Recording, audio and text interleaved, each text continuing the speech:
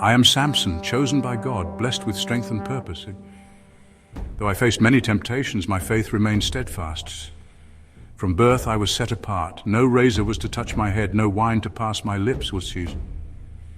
My mother, once barren, conceived by divine intervention. An angel foretold my destiny. I was to be Israel's deliverer, a beacon of hope for my people.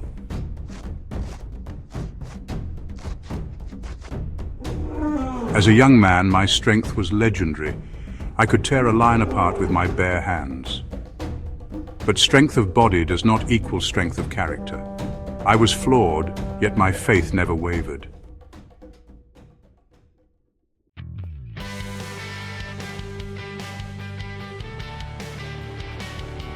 In Timnah, I saw her, a Philistine woman who stirred my heart. My parents objected. "Is there no woman among your own people?" they asked, but I was resolute. On the way to her, I encountered a young lion. It roared at me, but with divine strength, I tore it apart effortlessly. At my wedding feast, I posed a riddle. Out of the eater, something to eat. Out of the strong, something sweet. They couldn't solve it. So they pressured my wife, threatened her. She betrayed my confidence. When they answered my riddle, my anger knew no bounds. I struck down 30 Philistines in Ashkelon.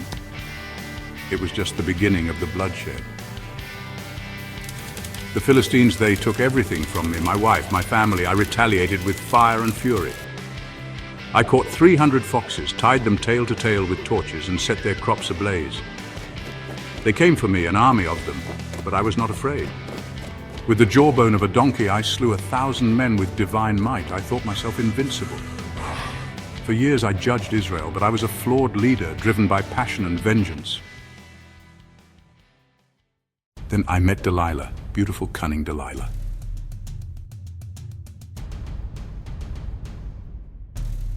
Her eyes captivated me. Her touch weakened my resolve. I thought I knew love before, but this was different. The Philistine lords approached her, offered her silver to betray me. She agreed.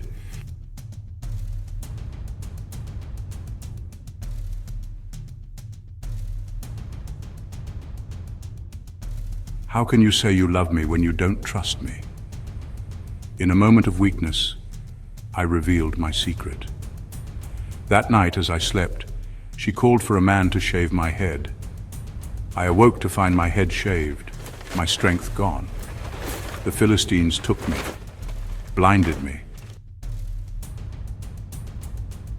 But in my darkest hour, I prayed. My love for Delilah was a test of my faith and strength.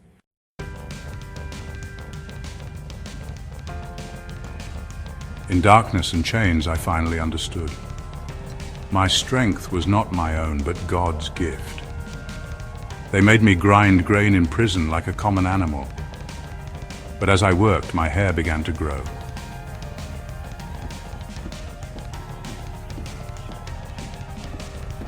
On the day of their festival, they brought me out to entertain them, to mock the mighty Samson.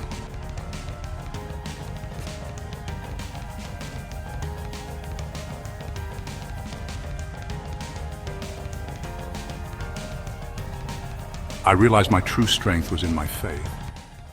And in that moment, I found redemption.